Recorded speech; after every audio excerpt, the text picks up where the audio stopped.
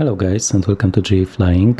Today we are in Nepal on one of the coolest airports that I have seen. It's a free airport from Flight SimTO, and I will obviously show you what it is and also showcase the details of it. So this flight is part of my world tour, but it will be a complete flight, from start to finish.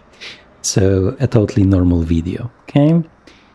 Let me just show you what the plan for today is. So we are starting in Pokhara at the feet of the mighty Annapurna that I will show you in a second, and we'll be flying to Kathmandu, okay? So to the capital of Nepal. I can actually show you the mountains here. So this is the Annapurna 1 and the other Annapurnas, right? And the Annapurna is the, I think, 10th highest mountain in the world, also one of the most difficult ones to climb.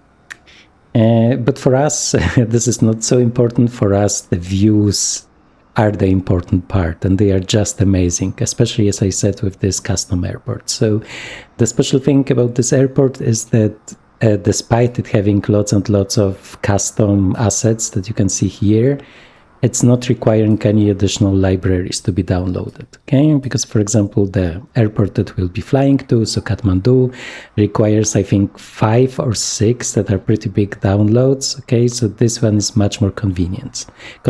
And both, the links to both airports will be provided in the description, okay?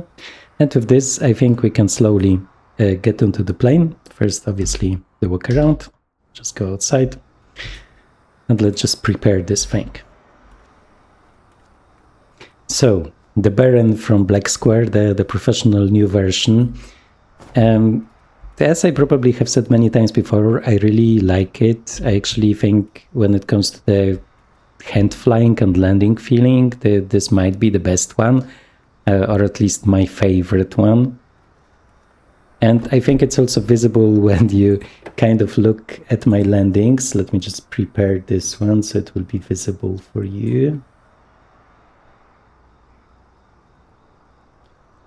Okay.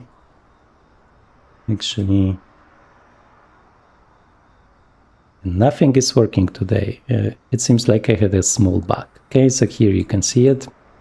Just had to updated. So if you don't know this program, this is Touchdown FX, so a totally free program that is rating your landings, and it's not only rating the vertical speed that you know from other landings, but it's also working all of the important parts. So if you have hit the center line, if you were in the touchdown zone, so a lot of the stuff that the real pilots say is much more important than the vertical speed. Okay, the program is totally free, and you can also get it from Flight SimTO, and I can really recommend it. It's a lot of fun. And as you can see, I have flown lots and lots of the Albatross because I really, really like it. Okay, but all of the best landings were in the Baron, because, as I said, for some reason I feel it the most, I guess, or I feel it the best from all of the planes, especially when you come down to the landing, the control that you have over it, you can just exactly feel and know what to expect, right? Feel it and know what to expect from it. So I can really recommend it.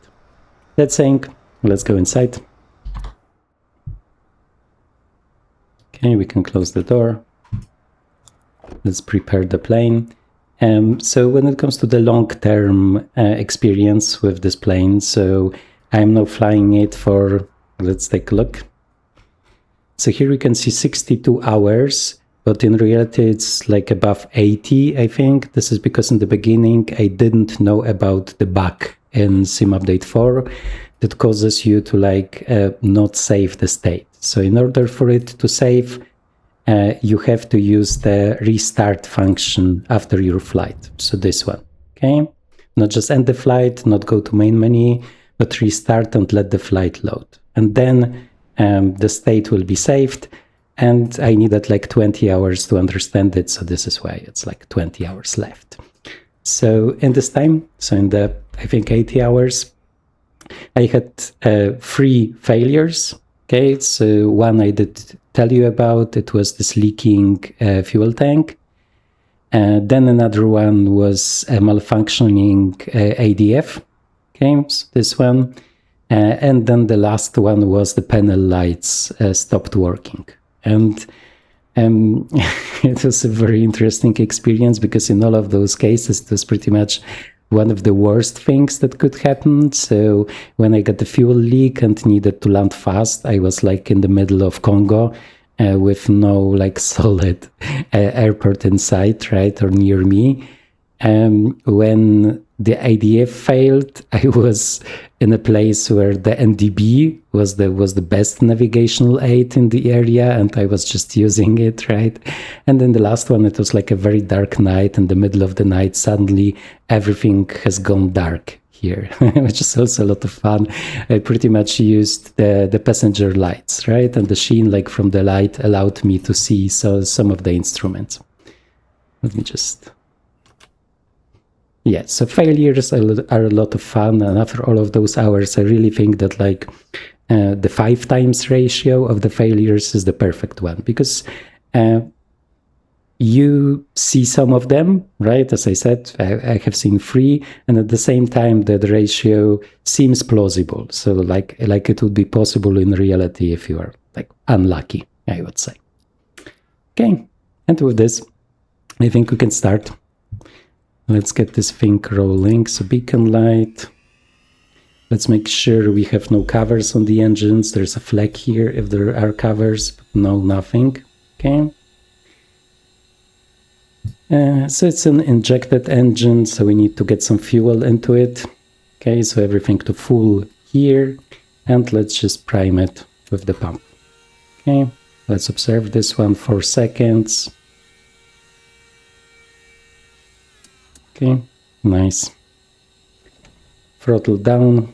Okay, just a couple of inches here, or 1 inch. I don't remember exactly what it's supposed to be. And let's just turn it on. Okay, so we have the 1 engine.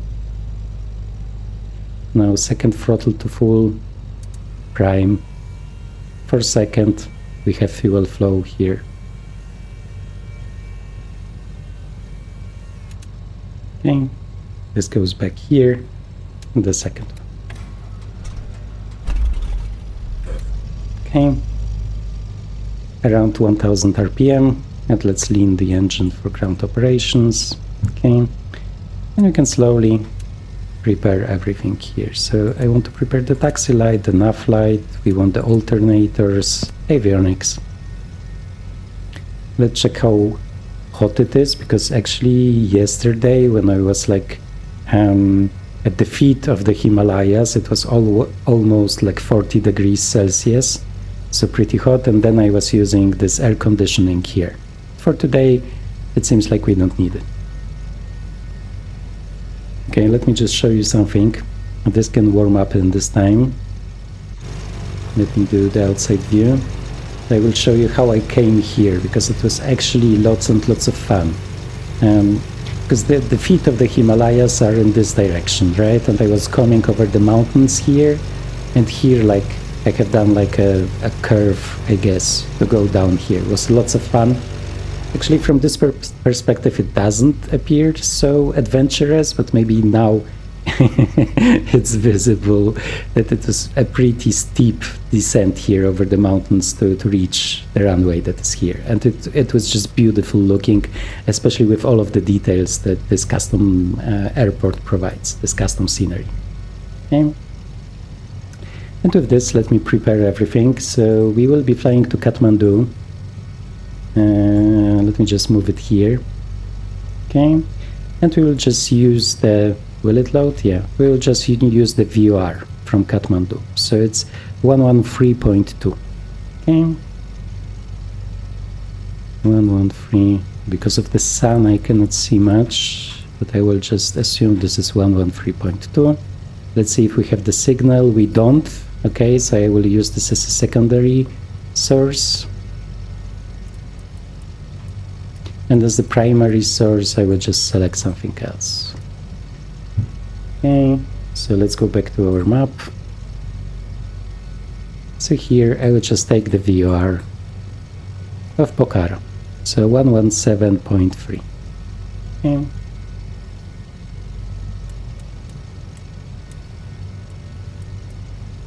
117.3, I think.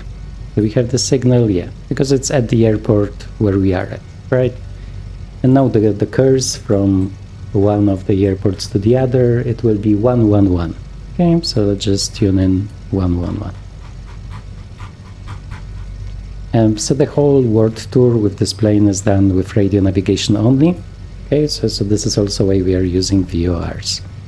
Is it 111? No, it's 110. So 111 is here. Okay. Let me just make sure I didn't forget anything. Let's check all of the breakers, because after a time I'm getting paranoid, but they seem fine. Okay. Let's just pull the ventilation to max. We do have fuel, no fuel tanks for now.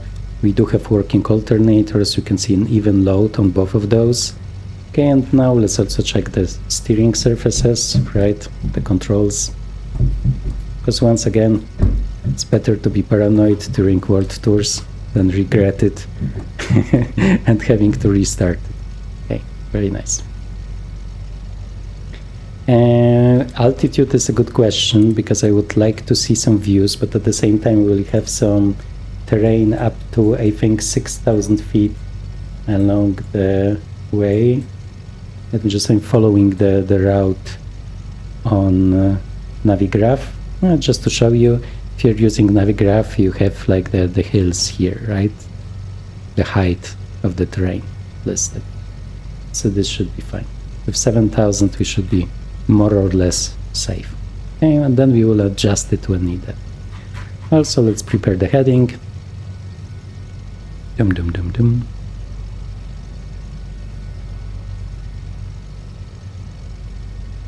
Okay, very nice. Okay, and let's just open this up.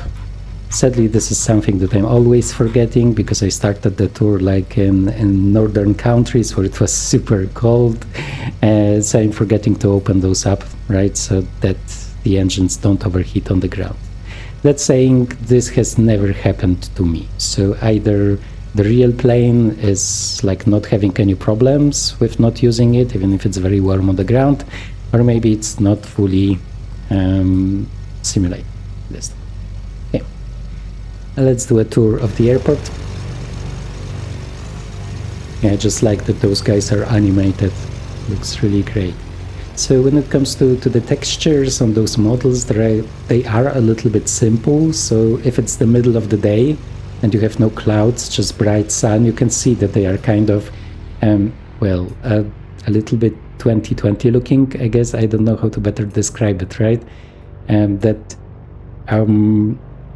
They aren't very refined in how they look when like bright sun is shining at them. Okay, that's saying if you have some clouds, they look just amazing, and we can marvel at all of this detail here. Okay, it's very, very nice, and I just love all of those bushes here, right? All of the vegetation. Actually, it might be one of my favorite airports, and I kind of discovered it totally by mistake.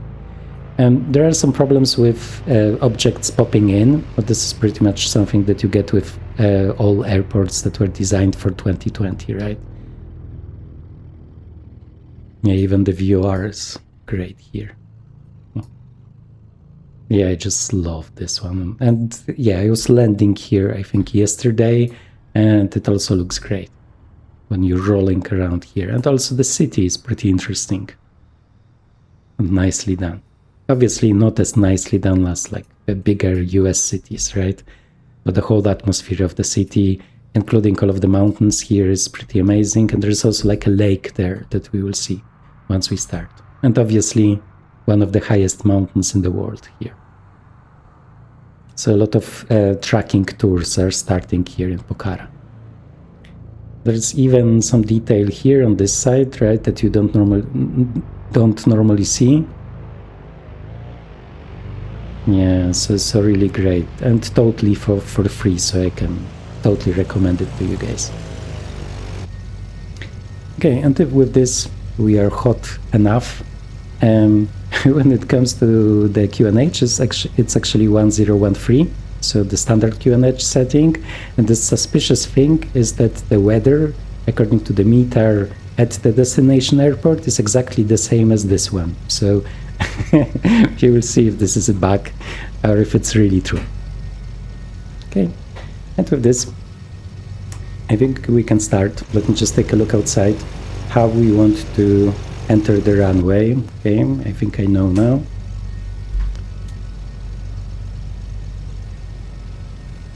Yeah, I really like this plane. Although I was a little bit regretting that I didn't pick the normally aspirated version, so not the turbo one, because here there is not much to do really with the engines. Leaning, if you are flying relatively low, is like very minimal and you don't really have to do it.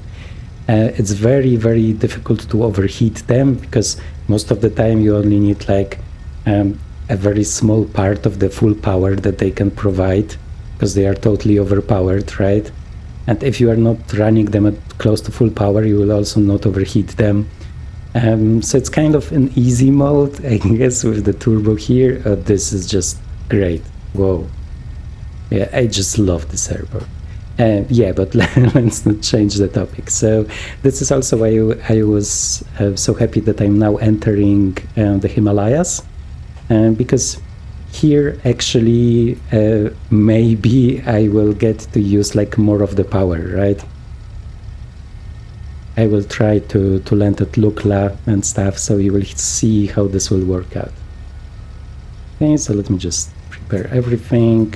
I already prepared the lights, strobes, landing lights. These are on already, this is fine.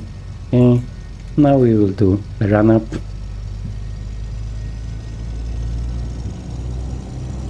Can close this one. Okay, 1700 RPM. Sure, yeah, here. The shadow is kind of misleading. Let me just see. So 15, 16, 17, yeah, that's fine. Okay, let's exercise the propellers a little bit.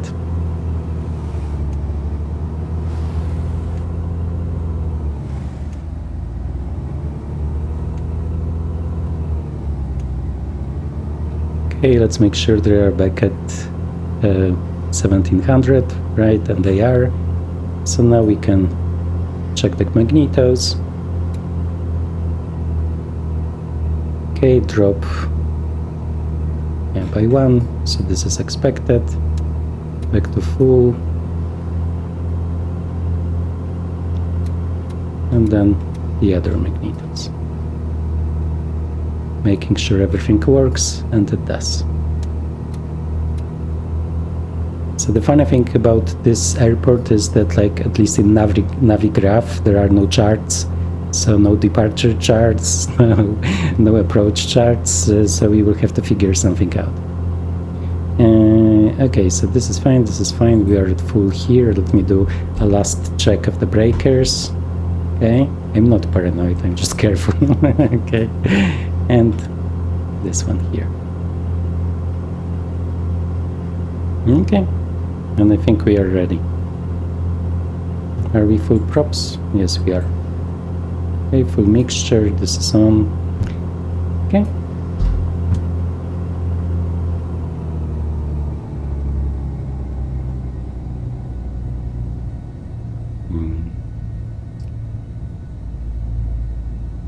Let me make sure I have recording on. I do. Yeah, so you will for sure want to turn to the right here. Luckily, this is very fast. This one needs a very short takeoff run, right? So it shouldn't be a problem. Okay. Yeah, great airport. Okay. And let's now listen to those great turbo sounds of the Baran.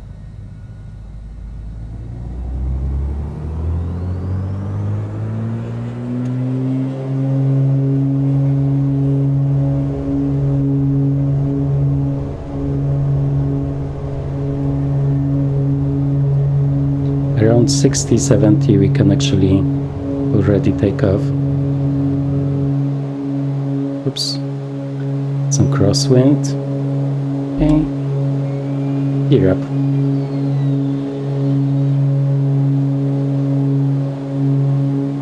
And let's not waste time with like turning to the right. Whoa, I really like those models of the buildings, and they are totally vanilla, right? It looks really great. Let's not crash it. Okay.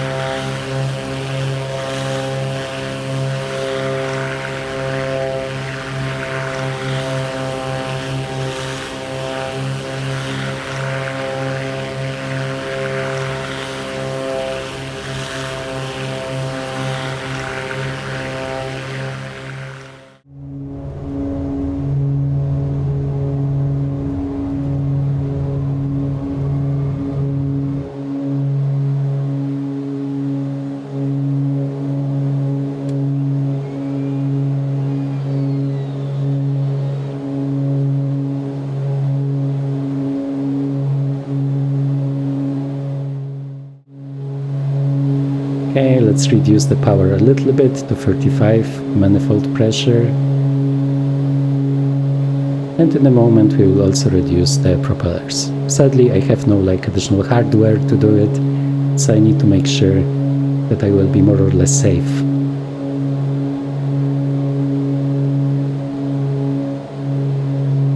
And in a minute I will also talk about like some additional experiences from the world tour, right?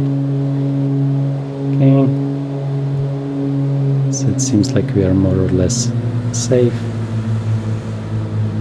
So let me just operate the propellers. So the RPM is a little bit even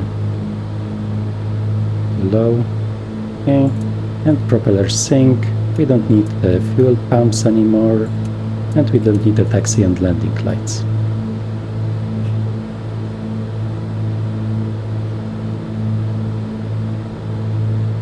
Okay, you can see the plane has some problems with like synchronizing the propellers, so probably the levers are not set even, right? So this is 100, 200. Okay, it's getting slower, it's slower. This is fine. Okay, let's take a look outside. We are more or less safe. Yeah, not the best view.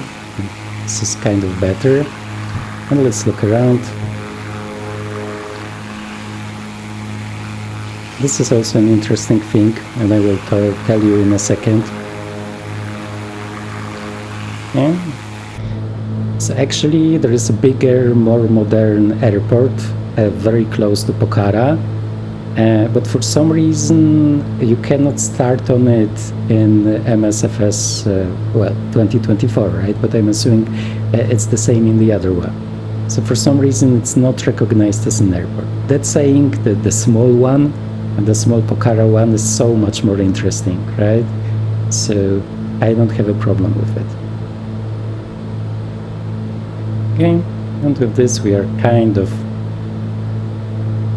where we want to be. So autopilot, so I can talk to you. Heading. Okay, and let's keep it like this. Let's reduce the manifold pressure, see how cold it is. Still above 20. Should I close the cowl flaps? I think I can leave them open.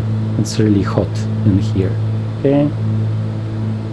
And the propeller is synchronized, so this is also pretty nice. Okay, we can see the VOR that we are using for navigation is behind us, right? It's the Pokhara VOR. And everything seems to be working fine. So I think we can do some outside views, as we are more or less safe here.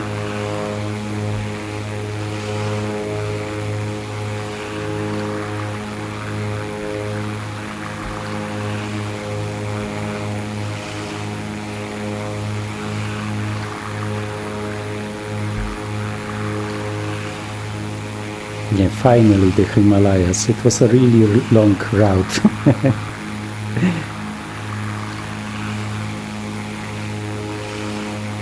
And let's see what else we will discover, because normally when I was flying here, I was mostly flying along the southern part of them, like we are flying now, but I also would really like to check out the northern part or maybe the center.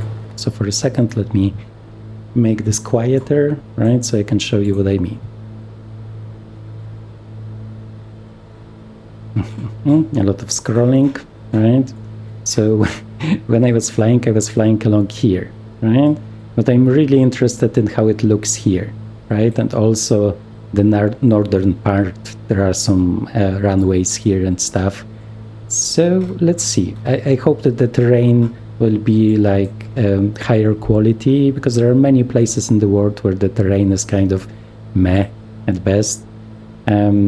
Especially for some reason in South Korea. I still don't fully understand why. Maybe they are just not into like Microsoft Bing Maps or something because of the law there. I'm not sure. Yeah, but this looks really nice. Let me just get this back. Yeah, very majestic here. Yeah, it's a shame we don't have terrain radar, which would be very useful in the Himalayas, but I think we can still manage it. Okay, I think this is still the Annapurna, although this is here, so I'm not sure about this one. Okay, so let me talk about some stuff from the world tour, but first let me see how long the way is to our destination. So 60 miles, this is the second VR that we have here, right? Okay, so this should still be fine. So one additional navigation aid that I want to use is this NDB, the Kathmandu NDB, because it's possible that I will want to use it, especially if there will be like limited visibility. Okay, so normally most of the approaches here are GPS approaches, and we are not flying with GPS. So pretty much the only official one that I have is an ILS from here. I'm not sure if I want to fly the whole ILS. I would really prefer to do like a visual circling approach here, but we will see. Okay, either way, let me just grab this NDB 230. Okay, so this is here. So you just have to click here, if you haven't seen, to like change what you are changing, right? Okay. And frequency. And now when we will be close to it, the green arrow will come alive. Okay, but I wanted to talk about the world tour, so let me just show what the current progress is. So this is pretty much what we have done. This is based on on FS Economy that I'm using, like as the economy application, right? And also as the tracking application. So it's not totally accurate, because it's always drawing the shortest route from the beginning of the flight to the end of the flight. So if I was turning around and stuff, it will just show like a straight line. And because I'm using radio navigation and VOR, I'm turning a lot, right? So the true path is kind of not visible, just like the general direction that the flight took, okay? And here I think I can even show you the zoomed in view of the last part of the flight, okay? And here obviously we had the Strait of Hormuz that now for sure everybody heard about, right? So the war is here. So I was pretty much stranded here in Yemen for I think like 2-3 weeks or whatever, like waiting for the ceasefire, and then I continued here.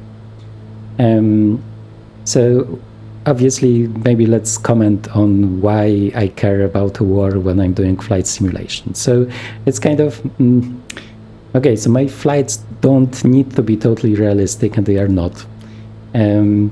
But I just feel it's wrong, right? It's the same as like flying into red weather, right? And it's really not doing anything like an MSFS. There is not even turbulence most of the time. But I think that I would not do it normally, so I would also not fly through an active war zone. okay? So also not above Ukraine, Russia.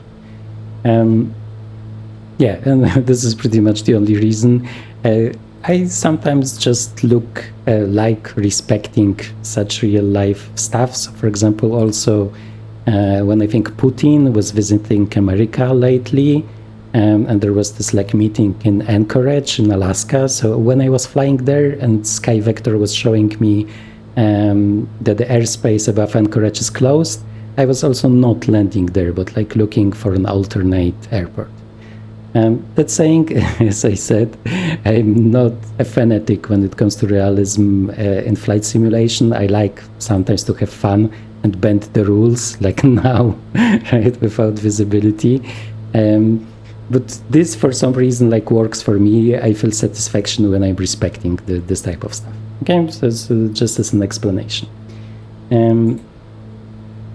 Let me just show you the rest of it, just make sure we are not flying into anything. So I really wanted to record a lot of stuff in India, but for some reason, pretty much it was always haze in the METAR. Every time I wanted to see something special, like a big city or some interesting landmarks, it was this totally milky haze everywhere, and I was not able to do any interesting recordings, sadly. And when it comes to haze, I actually also started using something interesting. It's called METAR Decoder, okay? Because obviously, if you have the METAR, let me just show you an example here, right? Most of the time you have seen many times, right? If you are flight simming for some years. But like in Africa, I have encountered a lot of unique stuff, a lot of unique abbreviations that I never have seen before. And this is why I just started typing them in here, and it's pretty much decoding the whole METAR for you. You don't need to like put in separate abbreviations. You can just the full string, and it will decode the full string. So for me, I would never have guessed that this is like low drifting sand, and over the Sahara it was like happening a lot. And this is like the dreaded haze from India. And also dust storms is also something that I haven't seen before, so I can really recommend using this one, especially if you are new or if you are flying in places that have a lot of like unique weather, I would say.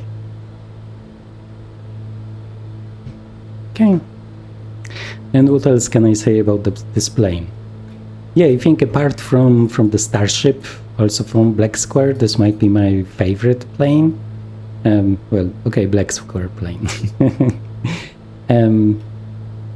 Yeah, it's just the combination of all of the things. I also like that the air conditioning is pretty unique, right? So for example, if you turn on air conditioning, you will have this scoop open, but it only works if you have 1200 RPM, right? And if you forget to close it, it might be stuck. Also, it is introducing drag, so you might be flying like slower, and at the same time it's only feeding fuel from one tank, so it can lead to an imbalance, and so on and so on and so on. So a lot of this like unique stuff that is really simulated, and that it's a lot of fun to follow. And as I said, I just love the landing behavior of it, and how good you can feel it when like touching down, even in those situations where in MSFS normally the planes are behaving strangely, so like crosswind or like weather cocking, like when the plane is turning into the wind. Here it seems like it's not that unnatural, okay? So I have flown it by now, I don't know, 30 times, hard to say exactly. But I very seldom had the situation where I felt it's an MSFS thing, right? And it shouldn't happen.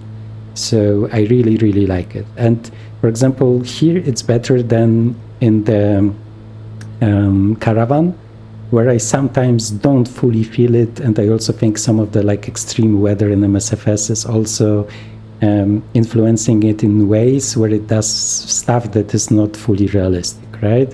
So I think when it comes to the Black Square planes, this one is the most refined when it comes to this one. Obviously, this is a YouTube recording, so I'm talking about like having great landings with this one, but like now when I will be recording, I will probably smash it down, because this is just how it is on YouTube. Okay, so you will see. Okay, I think we can switch to the destination VOR. Okay, very nice. I just love that we also have an RMI here. So not only the HSI, right, indication, but also this one. It makes like complicated radio navigation approaches so much easier. I just love it. And this is probably also the best plane when it comes to flying like with radio navigation only, because you have not only so many tools, but like the way or the spread of the instruments is just perfect to have everything at one glance. Yeah. So this is also really, really nice. Okay, so is there anything that I forgot here? It's getting a little bit cold, so we also have a heater here, right? But it's important. If we turn on the heater, there is also like a chance that we will get CO2 poisoning, right? Because this is also one of the possible failures, especially from the heater, that is raising the chance of it happening, right? So here we can check if the CO2 meter is working correctly, and it will warn us if this would happen. Really nice. And also like amazingly good detail, like for a remote area, because this is pretty much like some random mountains up in the Himalayas, right? And you can see lots of detail here. I mean, as always, not sure if it's visible on YouTube, okay, but trust me, it's there. Okay, so here, just to be sure, let's maybe not too much, because we still want to have the views, right? But let's just go up. And this is also very convenient, that like you don't have to move your sight down somewhere here to operate it, or even here, like in some planes, but it's everything up here. Okay? So this instrument layout is just chef's kiss, right? I just love it. Okay, let me just see what the minimums will be. 540. So the minimums we can tune in here. As I say, this plane, sorry, not this plane, but Kathmandu doesn't really have many radio navigation based approaches, pretty much only the one with the ILS. So we will have to create one on our own. Wow. Okay, so in the beginning I was not really liking this wing view here, and I still think there are some planes that have a nicer one, but I really got used to it. And this part I think is the worst, but it is realistic, okay? This is how the Baron is. You can turn slightly. I would really wish for better weather here. At least we see no really bad weather, right, on the weather radar. So we shouldn't have turbulence, or not too much, hopefully.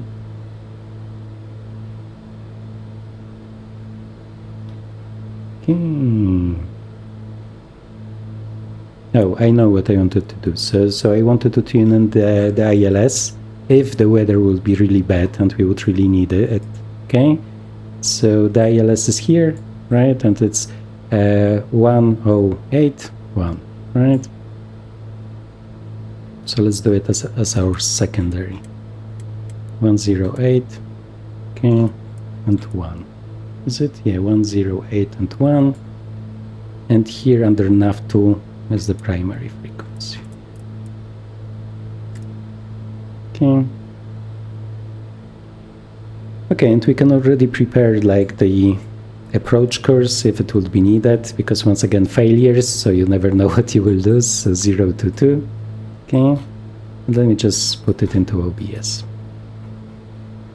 So 1 2 2.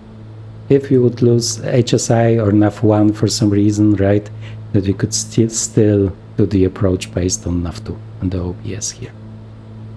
Okay, and we also picked up the NDB, right, the one that is on the ILS approach, and it's correctly should be to the right of the airport itself. Yeah, this looks really wow. Okay, very majestic. Okay, let's take a look outside.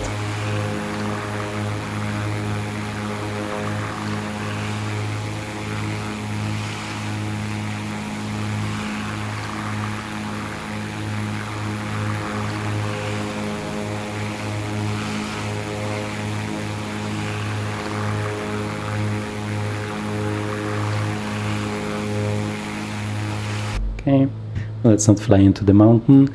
So I think this is a route that I can really recommend, right? 2 free, really nice custom airports, okay? Especially the first one is just amazing. A pretty short route, so 70 nautical miles, and as you can see, just amazing views along the way, right? So really, really nice.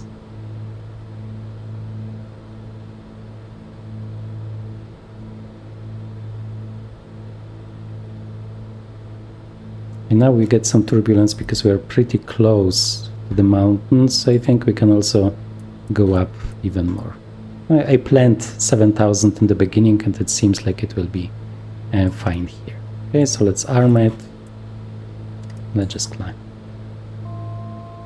Yeah, so after flying the Blackbird Cessna 310 for a long time, I was always really stressed when starting climbing, like in high altitude terrain and stuff, because the Cessna was very easy to overheat. Here, there's like no chance.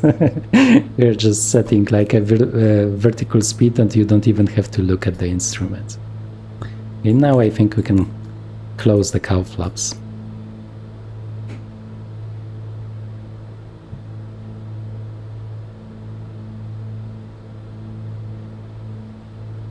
Very nice, but sadly no visibility. So I'm not sure how this will work out, but we will see. And the nice thing is that as we have the RMI that is showing us the airport, we can pretty much set up the approach curves here already, right? And stay on heading. And it's also nice that here it's showing you all of the modes that are active. So also really, really practical. And now I'm actually getting a little bit afraid of the weather, to be honest. We might want to go up even more. Okay. Just do a nice steep climb. Maybe we will need the ILS. Okay, so let me already prepare the course. We have it here, so it was 0 to 2.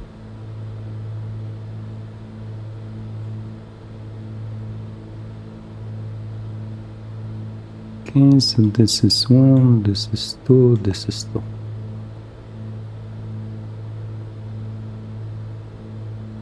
Let me just make sure we are following the correct VOR. So 113.2, 113.2. Okay, it's here.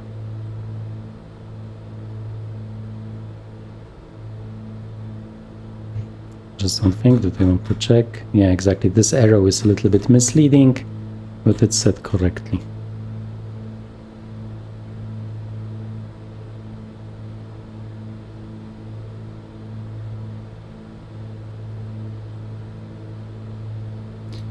Okay, so we already have the signal of the ILS, so maybe let's change to the ILS, but then we will use this reading. And this is also interesting and something that I didn't know happened. So our RMI is not working with ILS signals, only with VOR signals. And I'm not sure if this is only like in black square planes or if it's also how it works in reality. Okay, so I think this looks like we will need the ILS after all. So the ILS starts at 11,000. So let's just go up.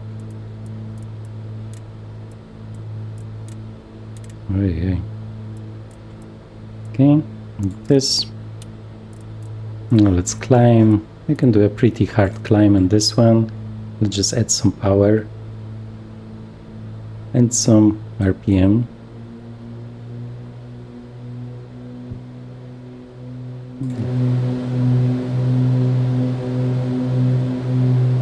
Okay, and we can take a look at the ILS.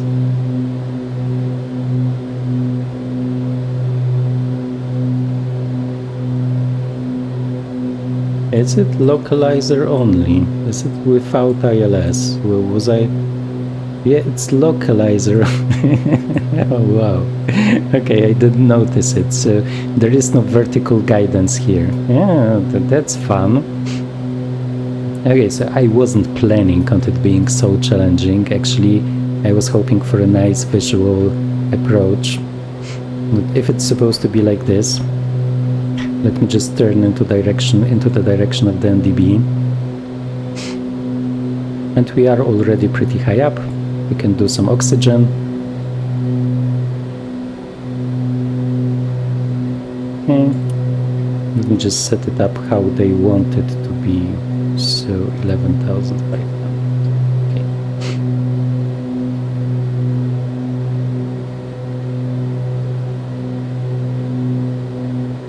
Okay, we can take a look outside. We should be safe. And we are pretty much above Kathmandu. Okay. So this is the valley where the city is. Actually, it does more or less look like we could be visual with the runway.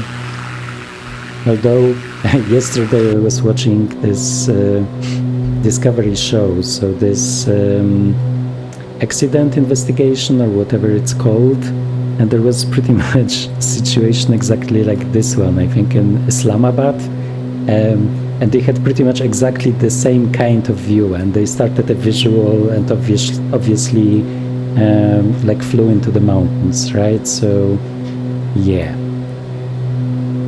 Okay, so let me see. 4 miles from the airport we should be at 5,000 feet, so this is something that we cannot do pretty much. We are already high above because we needed to be above the mountains, right? So at 5 miles it should be, that's also showing 5,000, yes, almost 6,000. So let me just think about how we can do it. Okay.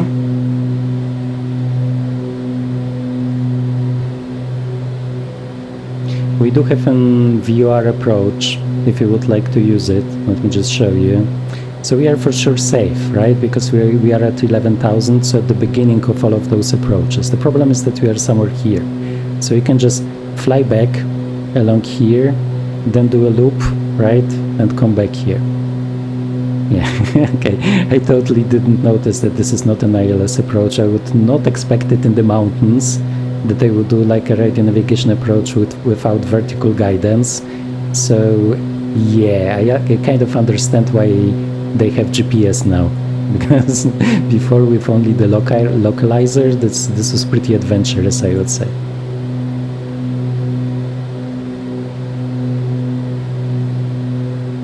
Okay, so according to this sheet, right, this approach here, this localizer approach is starting 20 miles out, okay, and we are kind of going back along the localizer here. Let me just make sure we will be on it. And we should be using oxygen. Let me just see if we have any. Okay, this is fine, it's here and it's in the green.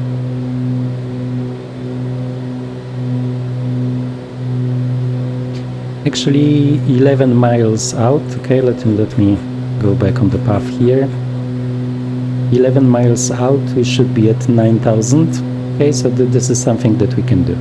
Okay, so do not have to go back like 20. Okay, so we can go back to 9,000.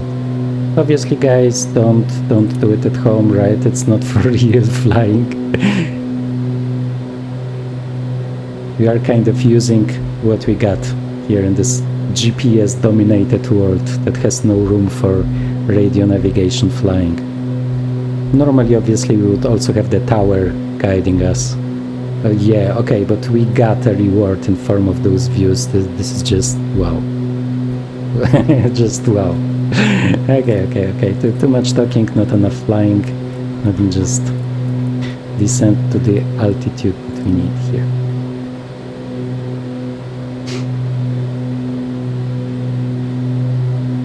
No, actually, I was talking so much that we are already at 15 minutes. Okay, it's really difficult to be a YouTuber. Okay, so let me go back up. Okay, so armed. Yeah, guys, trust me, normally I know how to fly this plane.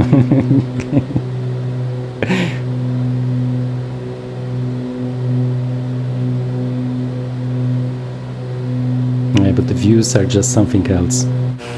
You cannot really resist, so let me just take a look at all of those mountains here. Yeah, pretty epic. I know visuals are not the most important part in flight simming, but like sometimes I really cannot resist. Especially since we also have a very realistic plane, right? So we have the best of both worlds, pretty much.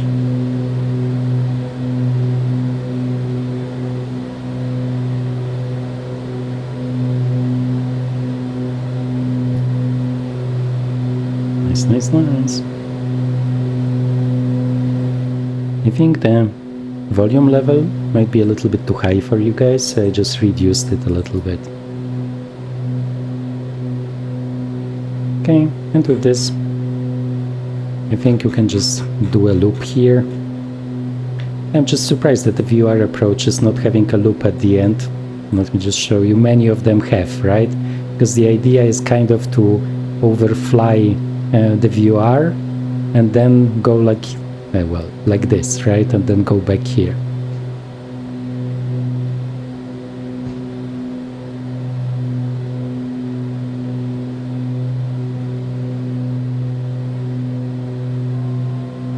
Yeah, so when it comes to live weather, sometimes it makes problems, right?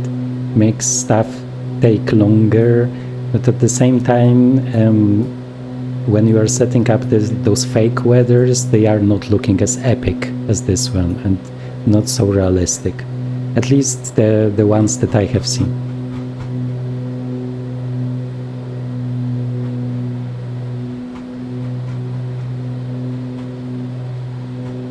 Okay, let's just turn on the path here. And you can still see the NDB here. Yeah, RMIs are just great. So good for orientation, and they are mostly like normally in bigger planes from what I'm seeing like in the simulator, but it's great that in black score planes they are also included like in the smaller ones.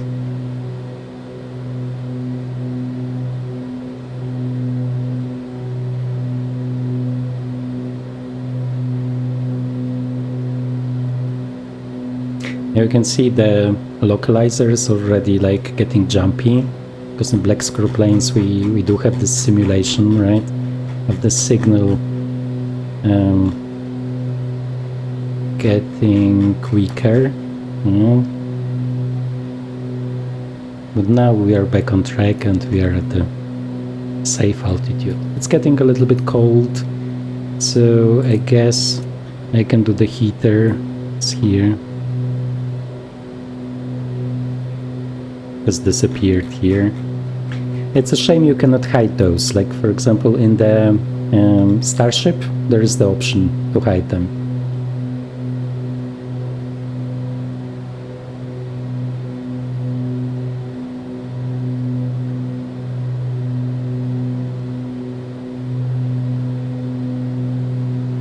Okay, so when do we want to start our descent to 9000? Let me just check here. Okay, so at Guras at 17, or is this approach? Yeah, so here at 19 to 9300. Okay. Oops.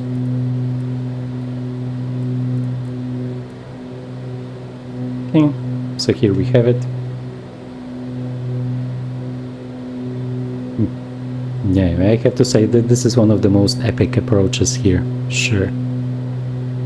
And I have also seen there are like paid and free products with Kathmandu, actually. Like some city landmarks and stuff, so maybe I will at least take a look at the free ones. I somehow cannot catch the localizer here.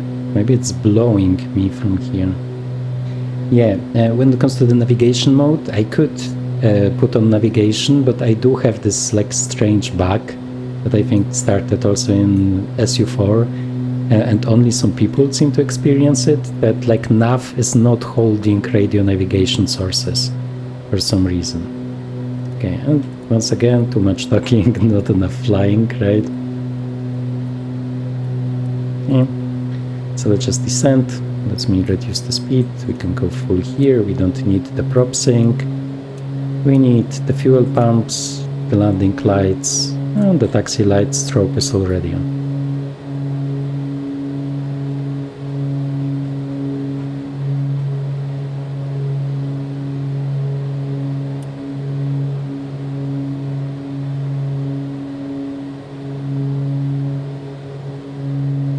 It's not easy without nav, but I cannot really trust it, sadly.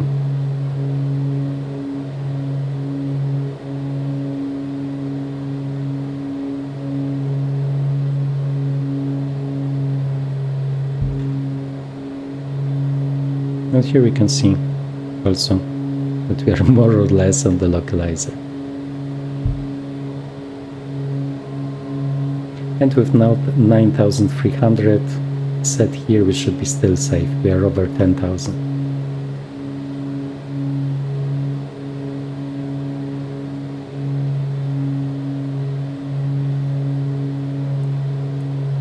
And then the next step is 9,000 at 11.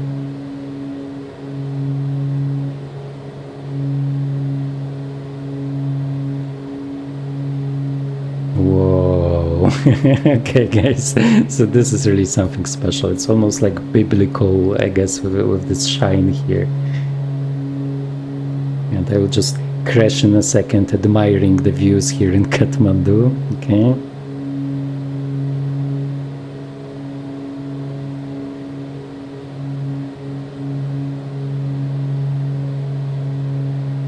Okay, and at 11 DME we should start our descent. And what is our speed?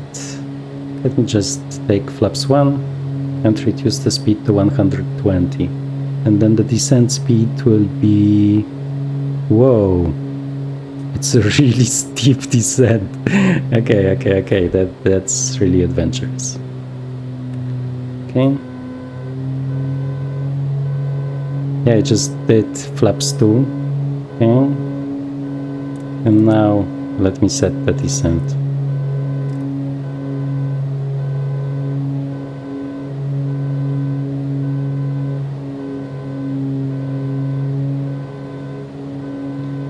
Okay, and it's supposed to be this much.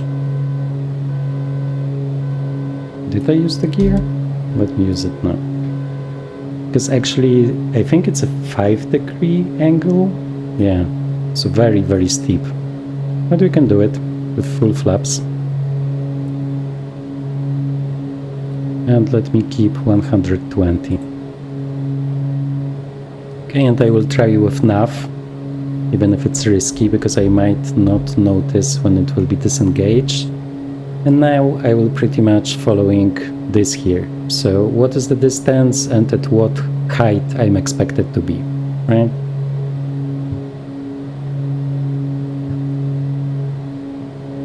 So certainly we need to accelerate it even more. Let me just reduce the speed.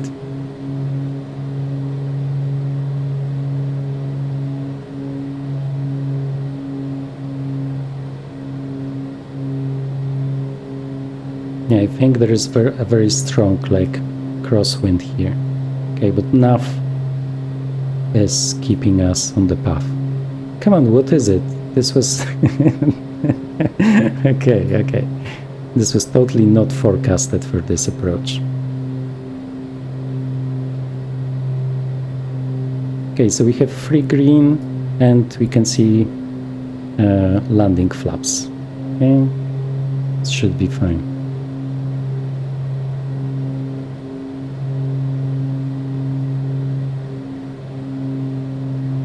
Okay, and here you can see we lost navigation, and this is exactly like my problem. Okay. Yeah, this is really nice, but I would like prefer to see something actually, please.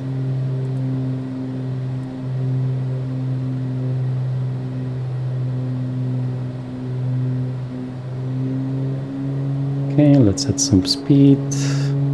We are at 5, and at 5 we should be at 5, which is okay. 5 DME, 5000 altitude.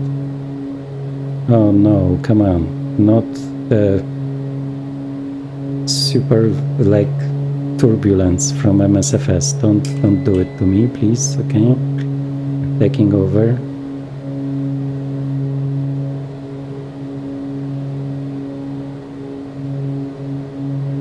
Okay, I can see the runway.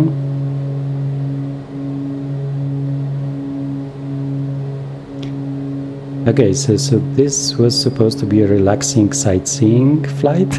Okay. And like always, it's not so easy when you are recording. It's YouTube curse. Okay, and let's just reduce the speed to our approach speed, which is 90. Most of the time 100 to 90, especially if there is like very strong wind like we have here, for no reason at all. Okay. Minimums continue.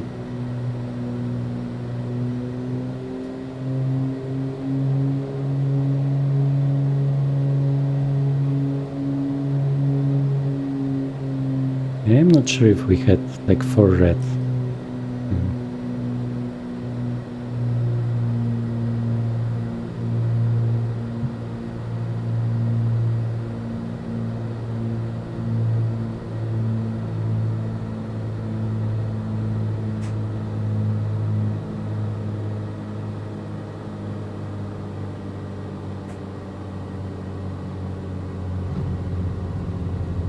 Yeah, not bad, not horrible. Okay. So a lot of crosswind. I tried to like turn the ailerons into the wind, but it didn't work out fully. I guess let's get rid of the flaps. Yeah, strong crosswind, we can see it now.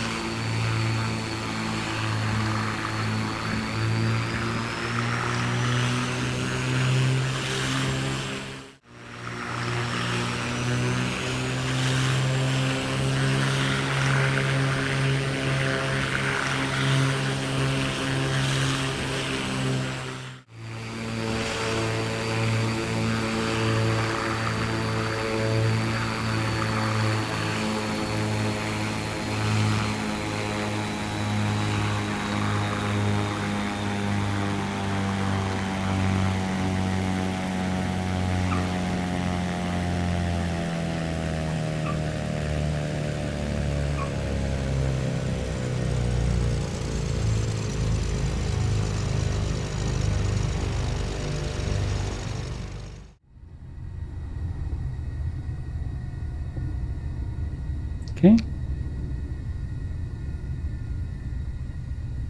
And we are alive, and here you can see the nice custom assets.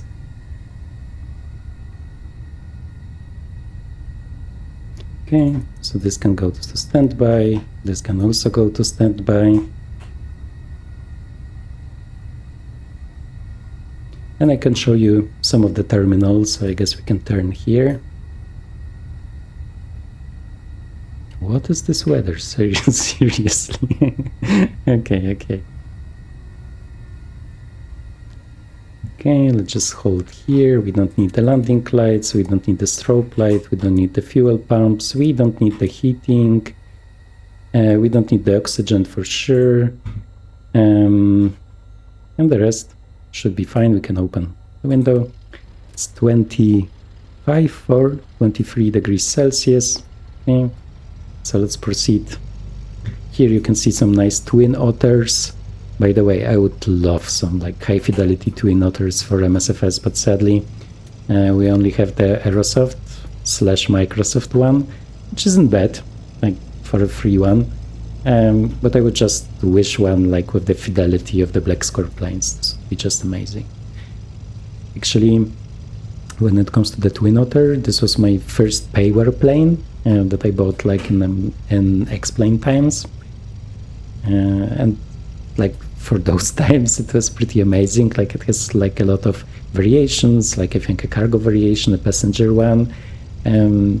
Yeah, the fidelity of the sim systems was kind of meh, but like much better than the vanilla ones that came with the sim. Because back then, like in the legacy sims before the current Microsoft simulator, all of the standard planes were pretty much really bad. Okay, so every payware one, even if it was only slightly better, it was something special. I think we can maybe land here. I mean, stop here, just so I can show you the terminal. Obviously, we are too slow for this one. I mean, too small for this one. Okay. Okay. No signage for GA planes here. Okay, so what do we need? Let me just take a look. So this one, we can close the air, we can close the heat, which is off already.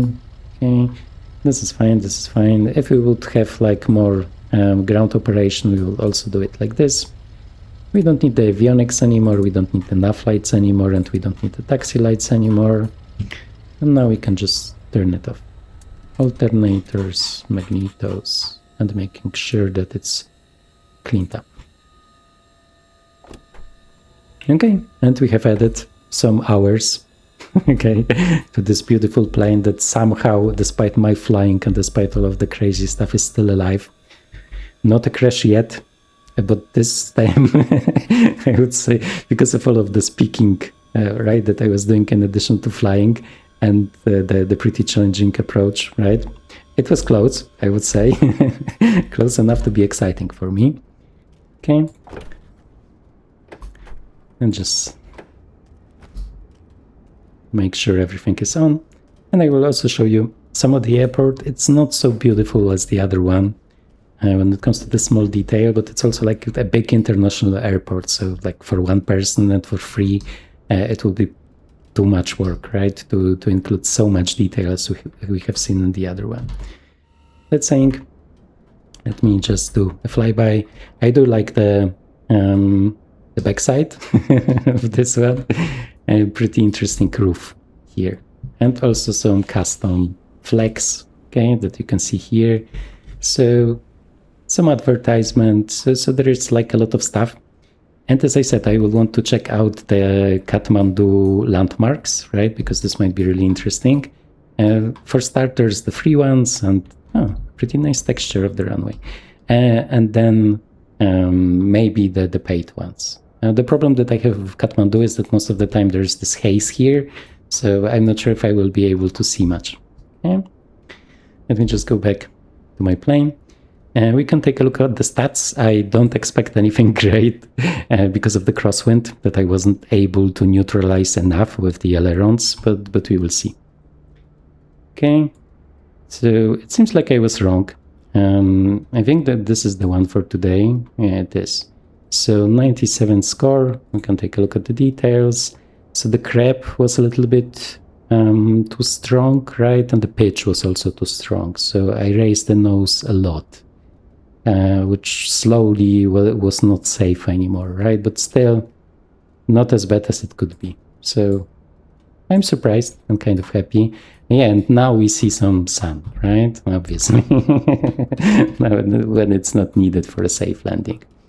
Okay, guys, so thank you for following this flight. I hope you had fun and that it was interesting. As I said, I can really recommend the plane. Probably outside of the Starship, my favorite one. Although I also like the Caravan just because of the atmosphere around it being the bush plane, this tourist transporting plane that goes into all of those exotic, exciting destinations and stuff. But when it comes to flying it, I think the Baron is much more fun and feels better. Yeah, and I think this is all. And once again, coming back to the first airport, this is like a big surprise for me, and I just love it. I will for sure want to fly more out of it. I can really recommend you to check it out. Okay. And with this, again, thank you very much for watching, and see you in future GA flying videos. Bye bye.